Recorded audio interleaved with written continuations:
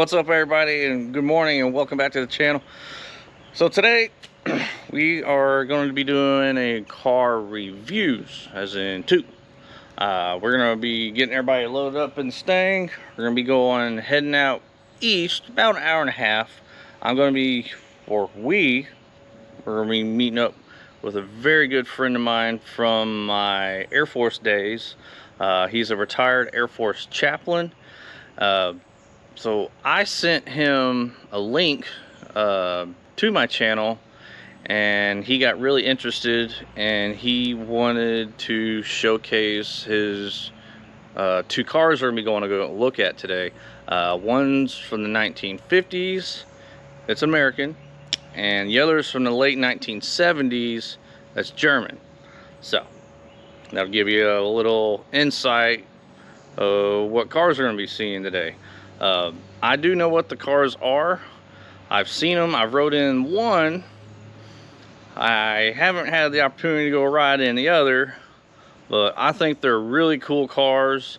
We're going to be learning a lot of information about these cars because he's a fanatic about especially the German car. But the other car from the 1950s was his dad's car from way back when, and it's still running. So I'm super excited about this particular episode because we get to learn a lot of information about these two cars, and I get to see an old friend that God, it feels like it's been a year since I've seen him. So we're gonna get everybody loaded up in the Stang, and we're gonna go meet up with him, and so we will pick this up from there. All right, so I made it to my friend's house here. I just knocked on the door, let him know that I was here. So he lives in this neat little area out in this town called Wills Point.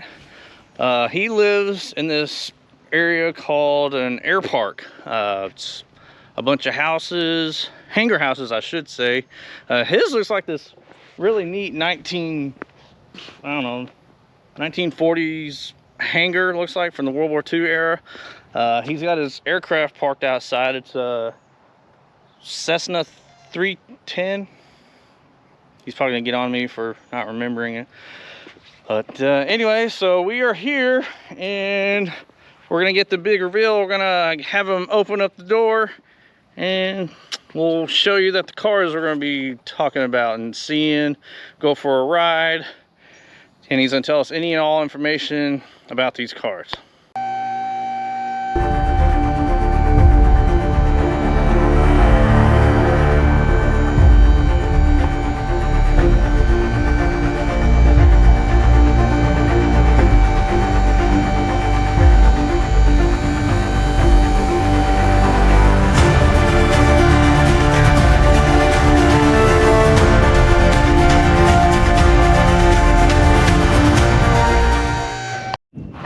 Buddy, where you at? I'm up here. What are you doing up there? Well, my concept of a dream hangar house was to have a tower. So I go up there sometimes for a look around the neighborhood and watch sun go down, watch 4th of July fireworks, or to pretend like I'm a U-boat commander, and that's the top hatch. I don't know. People are here to see your car, not see you splattered on the ground.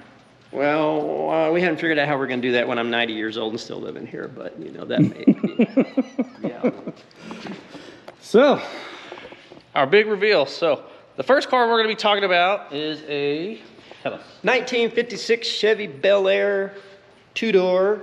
I believe they refer to this as the coupe because it's got the posts. They made another one that was 2-door that was like all glass across here.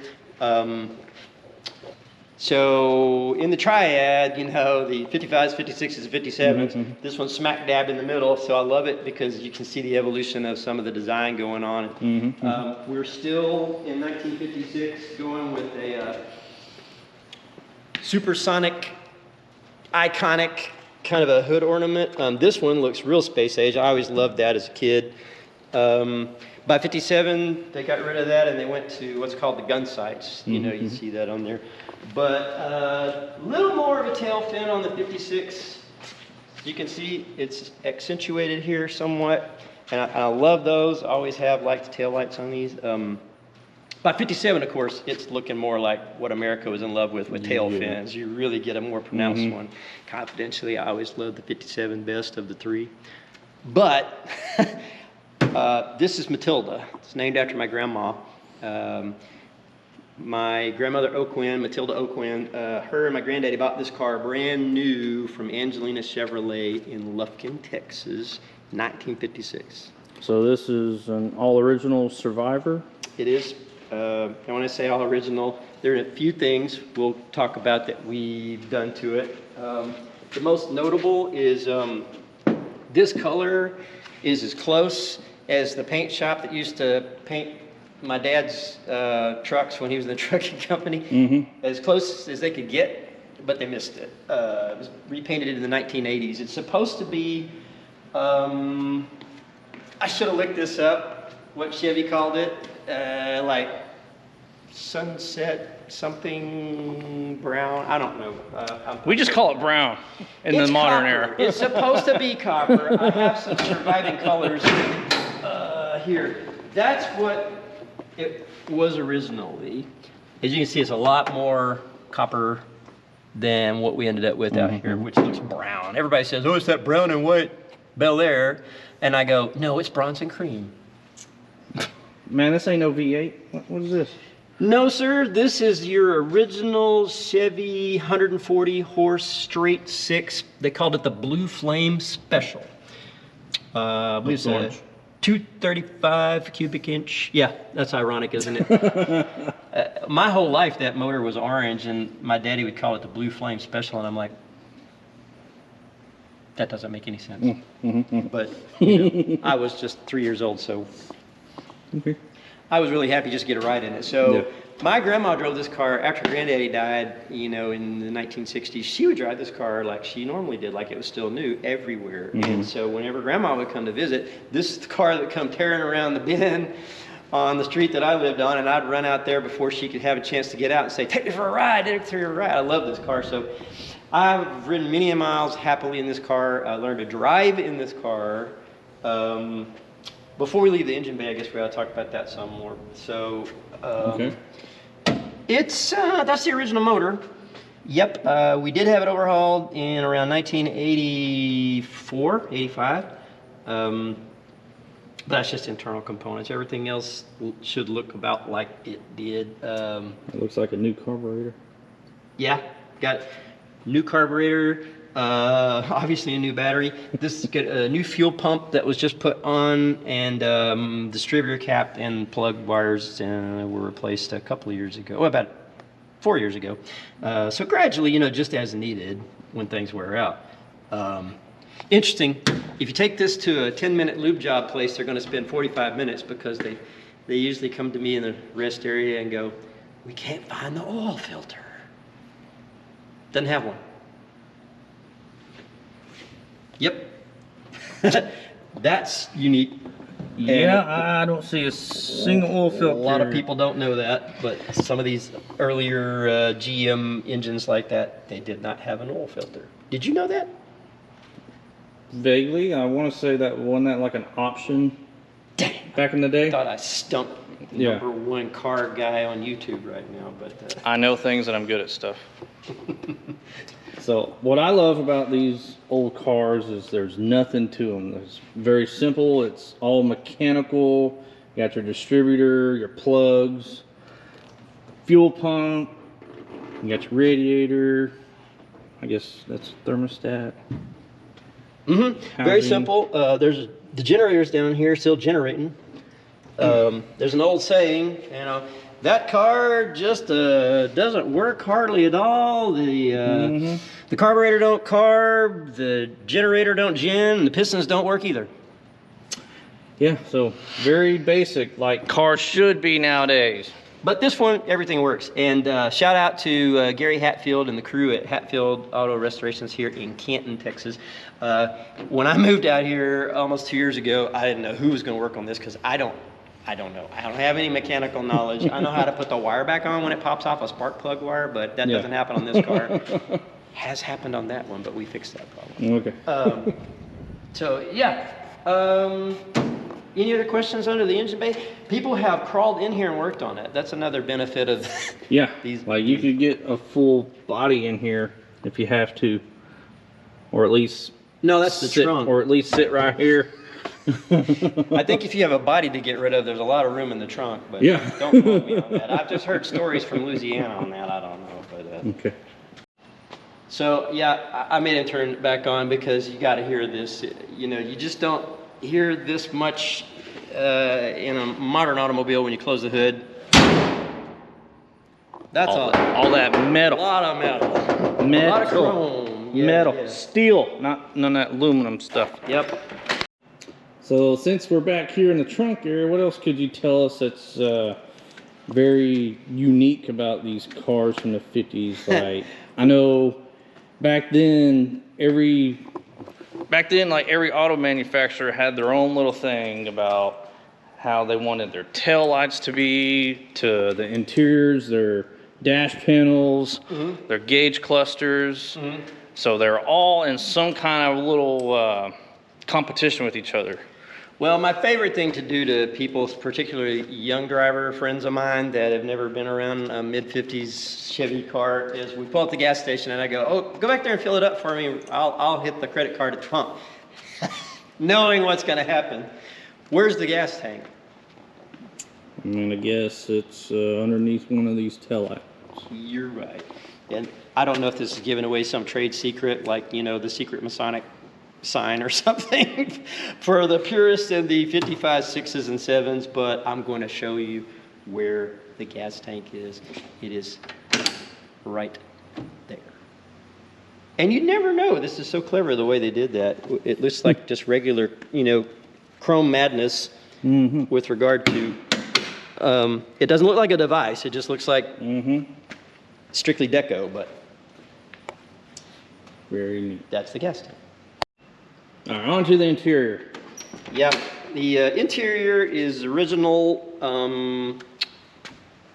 and I love how in the 50s, I have a chair in there that also came from my other grandmother's house, and they were real big on this metallic thread thing. That was real popular. You can see it in there.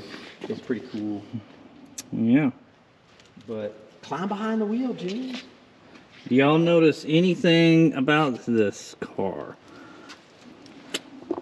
Well, there's a lot to notice. There's no seat belts. That's right. Yeah. That was fun coming in the gate sometime at the base. And like, sir, your seatbelt's not on. I'm like, I don't have one.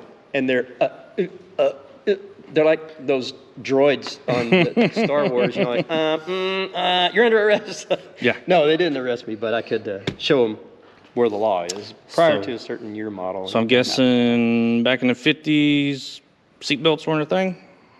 No, they were just coming in. You know, as I understand it, what was his name? Tucker. Tucker was one of the first ones to push for safety features in automobiles in the late 40s, including safety belts. And the big three was like not into that at all back then. So it was slow catch on. Very simple instrument cluster. Yeah. But everything works except for the clock and the radio presently. I think I just need a tube to be replaced in the radio, but so we got speedo, temperature, and gas. Yep. And the horn works. And the horn works. That's a very 50 sounding horn. So instead of pushing, you got these little handles here for the horn. Let me point out one thing. When I was learning to drive this car, I sat about at a height of this. So you look through the windshield instead of over it when you're 11. Oh, oops, I meant when you're younger and learning to drive and not quite as tall. Not that we were, you know, encouraging people to drive when they were 10, 11, and 12 in Texas, but you got to learn somehow. Yeah. And of course, the other thing interesting is the 3 on the tree. So this is a manual? Yes. So I'll run the gears for you. Back and forth there's neutral, same as if it would be down here. My grandma would put it this way: bring it to you and down, that's low, our first gear. And then up to there, that's second. Straight down is high, or third. Back to you and up is reverse. All right, now since we talked about the exterior, the interior, and the engine, we're all gonna go for a spin. Yeah, I'm like, I want to get inside this thing. Got Buddy out the car. Oh wow. These bench seats are pretty comfy. They're nice and soft. Wait, Man. Oh, Jesus. Not much of a clutch pedal. So as you can see, like, go ahead. okay. So we got the kids with us. We're gonna show y'all just how big these back seats were. Go ahead, Doug. Why are they bouncy? Because they're old and soft. Like, look at that. Yeah. Can you jump back there, Katie? Just to show how many people you could fit in the back seat. Besides a Mustang. Oh, that's from a rat that died in there in the 1970s, I think. I'm not breaking it. Okay. So there's an adult and 2 kids. You could probably squeeze one more. Katie, roll that window down and you can show everybody how unique the direction is, James. It goes down and forward or backward. Oh, Isn't that cool? fancy. Who knew? And there's no AC in the car, so these windows here are AC. And you have floor vents here, and you have side wind deflectors Nice. like that. Are you driving or am I driving? No, you're driving. This is your car. Okay. All right, fired up. One thing about the door. So, unlike a lot of older cars where you have to slam the fool out of it, this just gently, it closes like brand new. So, Alrighty. Alright, got my hand off. That's amazing. you may want that window down. Yeah. Alright, fired up. Okay. Look at that. Fires right up. Didn't even have to pump the gas. Or did you? Nope. Nice. Because we already started it once today. Everybody buckled in? Oh, that's right. There's no seatbelt. There's no seatbelt. What do you mean buckled in? There is no seatbelt. We're supposed to use our hands. Oh, okay. Yeah, and since the radio doesn't work, we have to sing.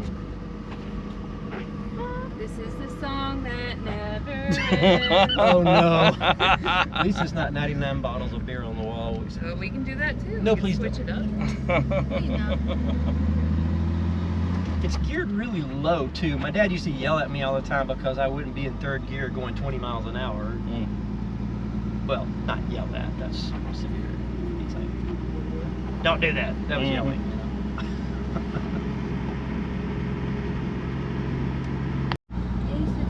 We just came back from the exhaust shop last week.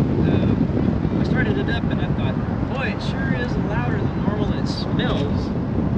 So crawled under and looked, and the one exhaust attachment point off the manifold was hanging down about that far from where it attaches on the motor. So our local muffler shop here put that back together with some new bolts, and we got a new glass pack. So do you think your granddaddy ever raced this car? Never. Never. It ain't that kind of a flat six.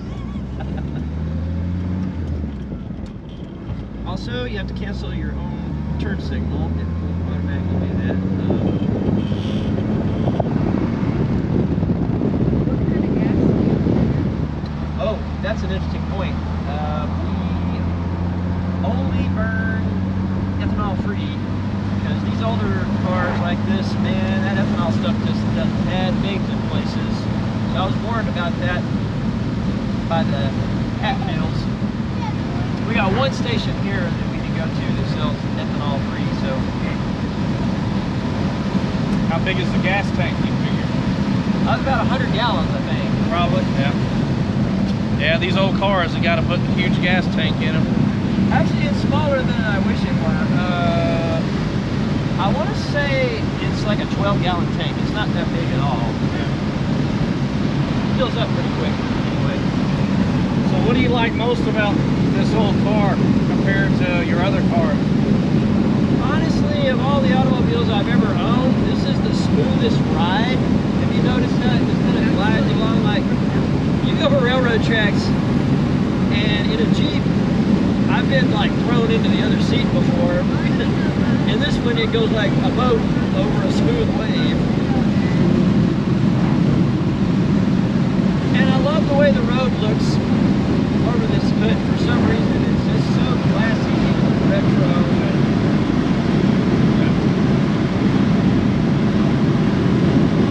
Now it's not a sports car. You slow down on the curves, but you feel like all of the weight is in the top part of the car when you go around a curve, like you're leaning on the outside.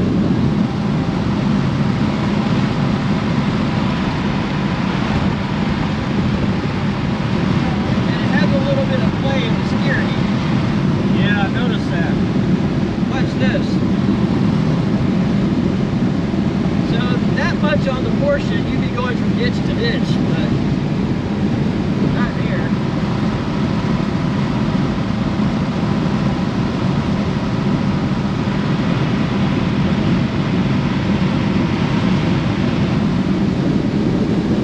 How long do you plan on keeping this car? Till the day you die, or? Absolutely. I'm not so much the owner, even though my name's on the title. I inherited it from my grandmother. But I feel like I'm more the custodian of it as a family legacy, so a wise choice I'll have to make on who I put in the wheel in my family that gets this. Someone I know is going to drive it. Worst thing in the world is for it to sit. I mean, I drove this car to work every day after college, you know, for about a year and a half. And when I was in the Air Force, every time I'd come home on leave, this is what we'd run around town in. When I was a teenager, this is what we drag Timberland Drive in Lufkin. That's what we refer to, you know, when you're out just going north as far as you can go, turn around, go south as far as you can go, see who's out, wave to all your friends. Kind of American graffiti stuff, you know. So is speedometer work, is that accurate? That is accurate. Yeah. This is a pretty smooth road, and this definitely, you don't really feel the bumps a whole lot, probably because it's so big, and these seats are really, they got the spring action going on. Yep. Yeah, there's a lot of metal. There's a lot of weight in the car. So what do y'all think about it? Pretty good. Smooth ride. Yeah. So what's the suspension in it? What kind of suspension? Has it got shocks, or is it Yes. riding on leaf springs? It's got coils and shocks, I believe. We'll look up the number there when we get back.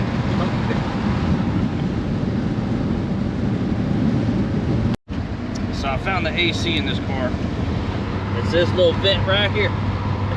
Push it in and close it.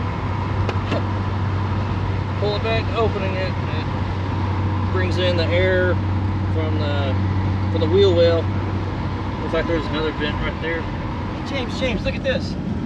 When I was a kid, the temperature regulator for the heater always reminded me of the transporter unit on the original Starship Enterprise. And I'd go whenever I would do that.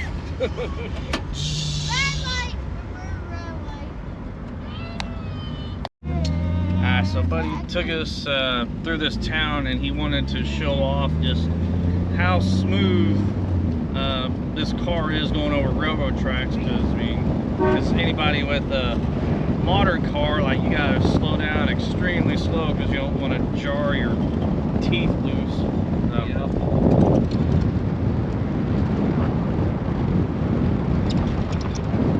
Wow. I didn't feel that at all. That was railroad tracks. All of the interior is original. Yes. So we were just kind of chatting, and you mentioned a '63 Corvette Stingray. Yeah. You have one? Did. Did. Yep. You sold it? Lost my mind in 2003 and sold my horse, sold my truck, sold my horse trailer, bought a one-way ticket to Ohio, and drove back in a 63 Stingray convertible that I was going to make my daily driver. You should never try to do that. That's impossible. We drove it every day to the shop.